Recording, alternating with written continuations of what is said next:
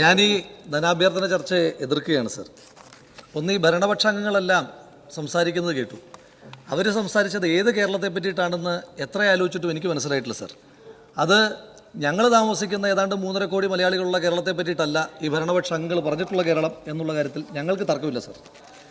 ഇവിടെ കുറച്ചു മുൻപ് സംസാരിച്ച ഭരണപക്ഷാംഗം പറഞ്ഞത് വ്യാജ വാർത്തകളും തെറ്റിദ്ധരിപ്പിക്കുന്ന പ്രസ്താവനകളും ഉണ്ടാകരുതെന്നാണ്. ആ വ്യാജ വാർത്തകൾ ഉണ്ടാകരുതെന്ന് അങ്ങ് ആദ്യം കേരളത്തിൻ്റെ ബഹുമാനനായ സഭയിലുണ്ടായിരുന്ന ധനകാര്യമന്ത്രി ഒന്ന് ഓർമ്മപ്പെടുത്തുന്നത് നന്നായിരിക്കും. ഇന്ന് രാവിലെ അടിയന്തര പ്രമേയം അവതരിപ്പിച്ചപ്പോൾ അതിന് മറുപടിയായി കേരളത്തിൻ്റെ ധനകാര്യ വകുപ്പ് മന്ത്രി പറഞ്ഞത് ഈ തൊഴിലില്ലായ്മ നിരക്കിൽ ദേശീയ ശരാശരിയേക്കാൾ തൊഴിലില്ലായ്മ നിരക്കുമായി ബന്ധപ്പെട്ട് കേരളം വളരെ മുന്നിലാണ്, കേരളത്തിൽ തൊഴിലില്ലായ്മ ഇല്ല എന്നാണ്. ഞാൻ ഇക്കണോമിക് സർവേ ഉദ്ധരിക്കാം sir. In the periodic labour force survey according to the PLFS conducted from July 2023 to June 2024, the unemployment under usual status for persons of age 15 years and above, Kerala has an unemployment rate of 7.2% as against the all India rate of 3.2%. അതായത് ഇന്ത്യയുടെ ദേശീയ ശരാശരി 3.2 ആകുമ്പോൾ കേരളത്തിന്റെ ശരാശരി 7.2 ആണ് sir.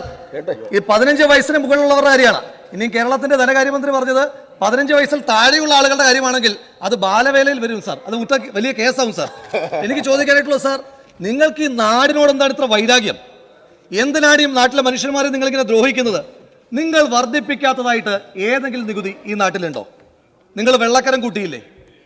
വൈദ്യുതി charge കൂട്ടിയെന്ന് മാത്രമല്ല, ഈ വർഷവും കൂട്ടും അടുത്ത വർഷവും കൂട്ടുമെന്ന് പറയുന്ന ആദ്യത്തെ സർക്കാരല്ലേ നിങ്ങളുടെ സർക്കാർ? നിങ്ങൾ രജിസ്ട്രേഷൻ ഫീസ് വർദ്ധിപ്പിച്ചില്ലേ? ഭൂനികുതി വർദ്ധിപ്പിച്ചില്ലേ? Court fees വർദ്ധിപ്പിച്ചില്ലേ? 15 വർഷം കഴിഞ്ഞ വാഹനങ്ങളുടെ നികുതി നിങ്ങൾ വർദ്ധിപ്പിച്ചില്ലേ? ബസ് ചാർജ് വർദ്ധിപ്പിച്ചില്ലേ? സാർ, നിങ്ങൾ പെട്രോളിന്റെ ഡീസലിന്റെ സെസ് വർദ്ധിപ്പിച്ചു സാർ. പെട്രോളിന്റെ ഡീസലിന്റെ സെസ് വർദ്ധിപ്പിച്ചപ്പോൾ പറഞ്ഞത് അത് ഞങ്ങൾ വർദ്ധിപ്പിച്ചത് പെൻഷൻ കൊടുക്കാൻ വേണ്ടിയിട്ടാണെന്നാ. അപ്പൊ നിങ്ങൾ പെൻഷൻ കൊടുത്തോ? പെൻഷൻ കൊടുത്തിട്ടില്ല. ഇതിലെ കിലുക്കത്തി ഭക്ഷണം ചോദിക്കുന്ന ജഡ്ജിയാമന്റെ അവസ്ഥയാണ് ഈ കേരളത്തിലെ സാധാരണ മനുഷ്യന്മാർക്കുള്ളത്. ഇവരെ പേടിച്ച് കേരളത്തിൽ ഒരു കുട്ടിക്ക് ജനിക്കാനോ ജനിച്ച ഒരാൾക്ക് മരിക്കാനോ പോലും പേടിയാണ് സാർ. കാരണം ബർത്ത് സർട്ടിഫിക്കറ്റിന്റെ ഡെത്ത് സർട്ടിഫിക്കറ്റിന് വരെ ചാർജ് കൂട്ടുന്ന കൊള്ളക്കാരെ ഇവർ മാറിക്കൊണ്ടിരിക്കുകയാണ് സാർ. 6/3/2025 പുറത്തിറക്കിയ ഉത്തരവ്, ആ ഉത്തരവ് പ്രകാരം ഇവര് കൊട്ടിഘോഷിച്ച കെ സ്മാർട്ട് സർവീസുകളുടെ എല്ലാം ചാർജ് വർദ്ധിപ്പിച്ചു സാർ. ഇതെന്താണ് സാർ? ഡിജിറ്റൽ നോക്കുകൂലിയാണോ സാർ നിങ്ങൾ വർദ്ധിപ്പിച്ചുകൊണ്ടിരിക്കുന്നത്? ഇനിയും ഈ അടുത്ത ദിവസങ്ങളിലാണ് നിങ്ങളുടെ കൊല്ലത്ത് സമ്മേളനം നടത്തിയത്. കൊല്ലത്ത് സമ്മേളനം നടത്തിയപ്പോൾ ആ സമ്മേളനത്തിൽ പങ്കെടുത്ത ഒരു സുഹൃത്തായ CPM-കാരനോട് പറഞ്ഞു, നിങ്ങൾ ഈ വലിയ രീതിയിൽ കൊട്ടിഘോഷിച്ച നവകേരള രേഖയുണ്ടല്ലോ, അതൊന്ന് അയച്ചു തരുമെന്ന് ചോദിച്ചു. ഇപ്പോൾ അയച്ചു തരാമെന്ന് പറഞ്ഞു. കുറച്ച് കഴിയുമ്പോൾ എനിക്ക് വാട്സപ്പിൽ ഇത് അയച്ചു തന്നു. അയച്ചു തന്നപ്പോൾ ഞാൻ മൊത്തം വായിച്ചിട്ട് അദ്ദേഹത്തെ തിരിച്ചു വിളിച്ചിട്ട് പറഞ്ഞു, സുഹൃത്തെ, നിങ്ങൾക്ക് ഡോക്യുമെന്റ് മാറിയെന്നാണ് തോന്നുന്നത്, നിങ്ങൾ ഏതോ BJP-യുടെ രേഖയാണ് അയച്ചത്, നിങ്ങൾ ഒന്നുകൂടെ നോക്കിയിട്ട് ആ CPM-ന്റെ രേഖ അയച്ചു തരുമെന്ന് പറഞ്ഞപ്പം അയാൾ എന്നോട് പറഞ്ഞു, അല്ല, ഇത് BJP-യുടെ അല്ല, ഞങ്ങളുടെ തന്നെ രേഖയാണ് സാർ. കാരണം എന്താണ് സാർ? ഇവരുടെ രേഖയ്ക്കകത്ത് 6.7 സർക്കാരിന് സാമ്പത്തിക പ്രതിസന്ധി ഉണ്ടെങ്കിലും സംസ്ഥാനത്തെ വിവിധ ജനവിഭാഗങ്ങൾക്കിടയിൽ വിവിധ തരത്തിലുള്ള നിക്ഷേപങ്ങളുണ്ട്. അവയെ സമാഹരിക്കുവാൻ പറ്റുന്ന സംവിധാനങ്ങളെ വികസിപ്പിച്ചെടുക്കുക എന്നത് പ്രധാന ഉത്തരവാദിത്വമായി ഏറ്റെടുക്കാൻ കഴിയണം. അതിനുതകുന്ന സംവിധാനങ്ങളെ വികസിപ്പിക്കാനും ആകണം. 6.8 ഏറെക്കാലമായി വർധനവുകളൊന്നും വരുത്താത്ത നിരവധി മേഖലകളുണ്ട്. അത്തരം മേഖലകളിൽ നിന്ന് വിഭവ സമാഹരണം എത്രത്തോളം സാധ്യമാകുമെന്ന കാര്യം പരിശോധിക്കേണ്ടതുണ്ട്. ഇവരുടെ ആർത്തി ഉണ്ടല്ലോ സാർ, ഇവർ എഴുതിയിരിക്കുന്ന രേഖയിലെ വാക്കുകളിൽ പോലും ഇവർക്ക് നാട്ടിലെ മനുഷ്യന്മാരെ കൊള്ളയടിക്കുവാൻ വേണ്ടിയിട്ടുള്ള ആർത്തി വ്യക്തമാണ് സാർ. ഇനിയും ഇവരും ചമ്പൽ കൊള്ളക്കാരും കുറുവാ സംഘവും തമ്മിലുള്ള വ്യത്യാസം എന്താണ് സാർ? ചമ്പൽ കൊള്ളക്കാരും കുറുവാ സംഘവും അവർ കൊള്ളയടിക്കുന്നതിന് മുന്നേ സമ്മേളിക്കും, വലിയ ആഡംബരമൊന്നുമില്ല. ഇവർ പക്ഷേ കൊള്ളയടിക്കുന്നതിന് മുന്നേ വലിയ സമ്മേളനം നടത്തും സാർ. ഇവർ പന്തലിടും, ഇവർ ഘോഷയാത്ര നടത്തും, ഇവർ തിരുവാതിര നടത്തും, ഇവർ റെഡ് വോളണ്ടിയർ മാർച്ച് നടത്തും. ഇതെല്ലാം നടത്തിയതിന് ശേഷമാണ് സാർ ഇവർ കൊള്ളയടിച്ചുകൊണ്ടിരിക്കുന്നത്. കൊള്ളയടിക്കാൻ വേണ്ടി ഇത്രയേറെ പണം ചെലവഴിക്കുന്ന ആദ്യത്തെ കൊള്ള സംഘമായി ഈ സർക്കാരും ഈ സർക്കാരിന് നേതൃത്വം കൊടുക്കുന്ന പാർട്ടി മാറുകയാണ് സാർ. കഴിഞ്ഞ ദിവസം കേരളത്തിന്റെ പൊതുമരാമത്ത് മന്ത്രി ഈ സമ്മേളനമൊക്കെ ഈ സാധാരണ നമ്മൾ ഈ പൂരമൊക്കെ കാണാൻ പോകുന്ന ചില കുട്ടികൾക്ക് ഒരു കൗതുകം ഉണ്ടാകാറുണ്ട്. അയ്യോ, പൂരം കണ്ടില്ലേ, ആനയെ കണ്ടില്ലേ, മേളം കണ്ടില്ലേ എന്നൊക്കെ കുട്ടികൾ ഇങ്ങനെ പറയുന്നത് നമ്മൾ കേൾക്കാറുണ്ട്. ആ സമ്മേളനം കണ്ട കുട്ടിയുടെ കൗതുകമായിരുന്നു കേരളത്തിന്റെ പൊതുമരാമത്ത് മന്ത്രിക്ക്. അദ്ദേഹം ചോദിക്കുകയാണ് കോൺഗ്രസിനോട്, ഇങ്ങനെ ഒരു സമ്മേളനം നിങ്ങൾക്ക് നടത്തി കാണിക്കാൻ കഴിയുമോ? ഇങ്ങനൊരു സമ്മേളനം നടത്താതിരിക്കുന്നതാണ് നല്ലത്. കാരണം ക്രമസമാധാന പ്രശ്നമുണ്ടാകും, അത് പരിഹരിക്കാൻ ഞങ്ങൾക്ക് കഴിയില്ല. ഒരു കാര്യത്തിൽ സന്തോഷമുണ്ട്, കേരളത്തിന്റെ പൊതുമരാമത്ത് മന്ത്രിക്ക് കേരളത്തിൽ ഒരു ആഭ്യന്തര പ്രശ്നമുണ്ടായാൽ അത് പരിഹരിക്കാൻ ഈ സർക്കാരിന് കഴിയില്ല എന്ന് തുറന്ന് സമ്മതിച്ച കേരളത്തിന്റെ പൊതുമരാമത്ത് മന്ത്രിക്ക് പ്രത്യേകമായ അഭിവാദ്യം. എന്താണ് സാർ ഈ ചോദിക്കുന്നത്? സമ്മേളനം നടത്താൻ അറിയാമോന്ന്? തൊട്ടു മുമ്പ് റായ്പൂർ സമ്മേളനം വരെ 85 സമ്മേളനം നടത്തിയ പാർട്ടിയോട് ചോദിക്കുകയാണ് സാർ, സമ്മേളനം നടത്താൻ അറിയാമോന്ന്? 85 സമ്മേളനം നടത്തിയ പാർട്ടിയോടാണ് സാർ ഇവർ ചോദിക്കുന്നത്, നിങ്ങൾക്ക് സമ്മേളനം നടത്താൻ അറിയാമോന്ന്? ഇവർ നടത്തുന്ന സമ്മേളനങ്ങളുടെ പ്രത്യേകത എന്താണ് സാർ? ഇവർ നടത്തുന്ന സമ്മേളനങ്ങളുടെ പ്രത്യേകത എന്താണ് സാർ? ഇവർ നടത്തുന്ന സമ്മേളനങ്ങളുടെ പ്രത്യേകത സാർ ഞാനൊരു വിഷമം പറഞ്ഞോട്ടെ. ഞാനൊരു വിഷമം പറഞ്ഞോട്ടെ. വഴങ്ങില്ല. ഞാനൊരു വിഷമം പറഞ്ഞോട്ടെ.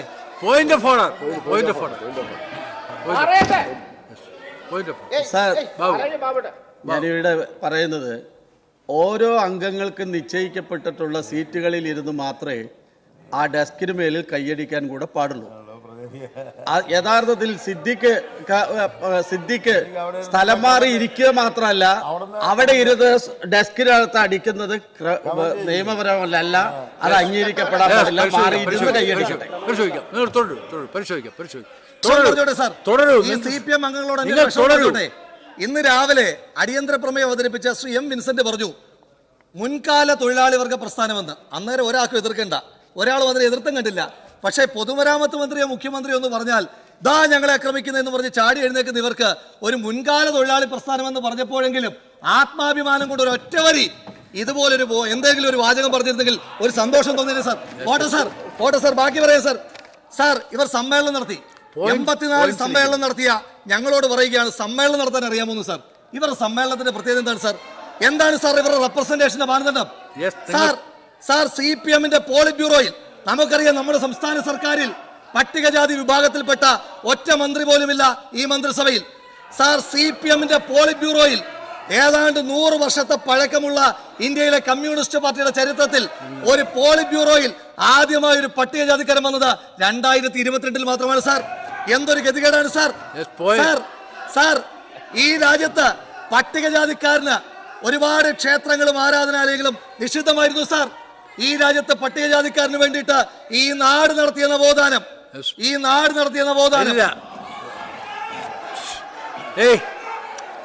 നിങ്ങൾ ഇരിക്കൂ.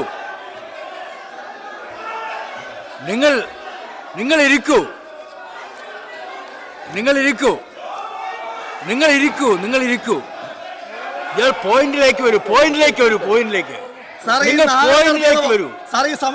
നിങ്ങൾ പോയിന്റിലേക്ക് വരൂ. നിങ്ങൾ ശ്രീ രാഹുൽ മാങ്കൂട്ടത്തിൽ എനിക്ക് സമയം തരണം സാർ. അങ്ങ് പോയിന്റിലേക്ക് വരൂ.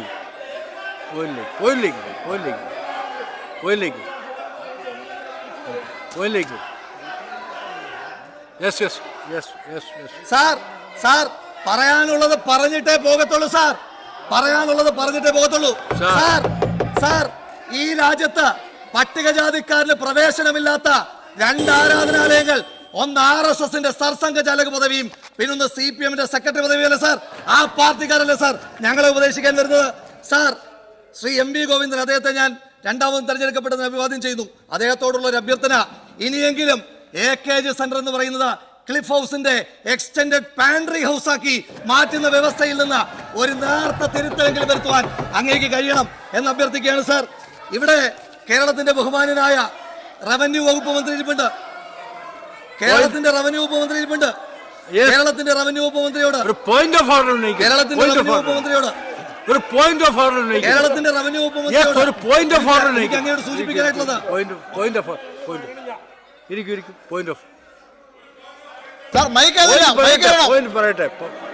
പറയട്ടെ. വിൻസെന്റ് ഇരിക്കെ എന്തെങ്കിലും ഉണ്ടോ നോക്കട്ടെ. CPM എന്ന് പറയുന്നത് ഈ സംസ്ഥാനത്ത് പ്രവർത്തിക്കുകയും ഭരണത്തിന് നേതൃത്വം കൊടുക്കുകയും ചെയ്യുന്ന ഒരു പ്രധാനപ്പെട്ട പാർട്ടിയാണ്. ആ പാർട്ടിയുടെ സംസ്ഥാന കമ്മിറ്റി ഓഫീസാണ് AKG സെന്റർ. ആ AKG സെന്ററിനെ ഒരു പാൻട്രി ഹൗസായി ആക്ഷേപകരമായി ഉന്നയിച്ചത് സഭാരേഖകളിൽ നിന്ന് നീക്കം ചെയ്യണം. പരിശോധിക്കും.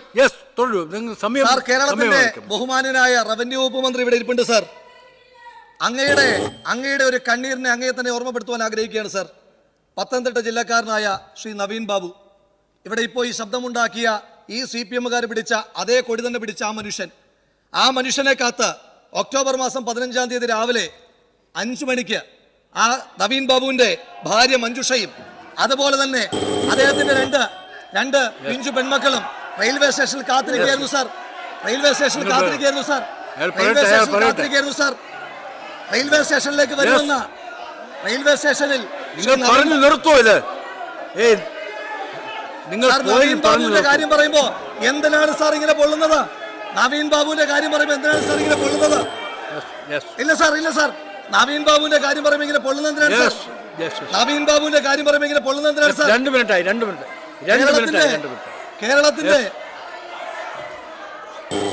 കേരളത്തിന്റെ റവന്യൂ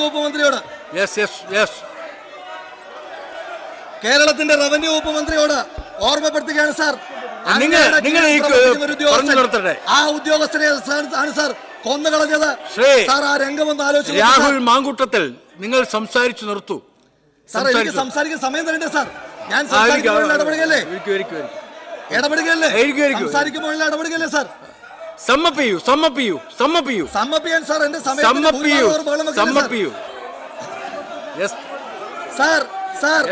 മനസ്സിലായി. നിങ്ങൾക്ക് ആവശ്യം സാർ ജോയിന്റ് ലാൻഡ് റവന്യൂ കമ്മീഷണറുടെ അന്വേഷണ റിപ്പോർട്ട് വന്നിരിക്കുന്നു സാർ. നിങ്ങൾക്ക് ആവശ്യമുള്ള സമയം എല്ലാവർക്കും റവന്യൂ ഉപമന്ത്രിയോട് പറയുവാൻ ആഗ്രഹിക്കുകയാണ് സാർ. ആ മനുഷ്യൻ ഇടതുപക്ഷത്തിന്റെ കൊടി പിടിച്ച CPM-ന്റെ കൊടി പിടിച്ച ആ യൂണിയന്റെ ഭാഗമായിരുന്ന ആ മനുഷ്യൻ സമയം മുഴുവൻ ഇനി സമയം തരില്ല. അടുത്ത ആളിനെ വിളിക്കും. സമയം മുഴുവൻ സമ്മപ്പിയൂ. നിങ്ങൾക്ക് സമ്മപ്പിക്കാനുണ്ടോ സാർ? സാർ വെളുപ്പിന് 5 മണിക്ക് ആ കുടുംബം റെയിൽവേ സ്റ്റേഷനിൽ കാത്തിരിക്കുകയാണ് സാർ.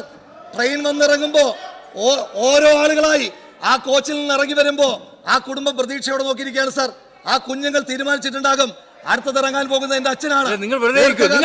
നാട്ടിലേക്ക് വരുന്ന ഞങ്ങളുടെ പിതാവിനെ വാരി പുണർന്ന് ഒരു ഉമ്മ കൊടുക്കണം. ആ കുഞ്ഞുങ്ങൾ വിചാരിച്ചിട്ടുണ്ടാകും, തീരുമാനിച്ചുറപ്പിച്ചിട്ടുണ്ടാകും സാർ. ആ കുഞ്ഞുങ്ങളുടെ മുന്നിലേക്ക്, ആ ഭാര്യയുടെ മുന്നിലേക്കാണ് ആ മനുഷ്യൻ മൃതശരീരമായി വന്നത്. കൊന്നുകളഞ്ഞതാണ് സാർ. ആ കൊന്ന കേസിനകത്ത്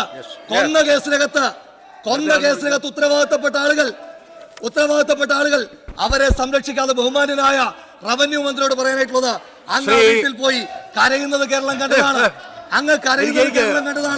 അങ്ങയുടെ കണ്ണീരിനെ ഞങ്ങൾക്ക് വിശ്വാസമുണ്ട്, ഈ നാടിന് വിശ്വാസമുണ്ട്. CPM-കാരന്റെ എത്ര വലിയ സമ്മർദ്ദമുണ്ടായാലും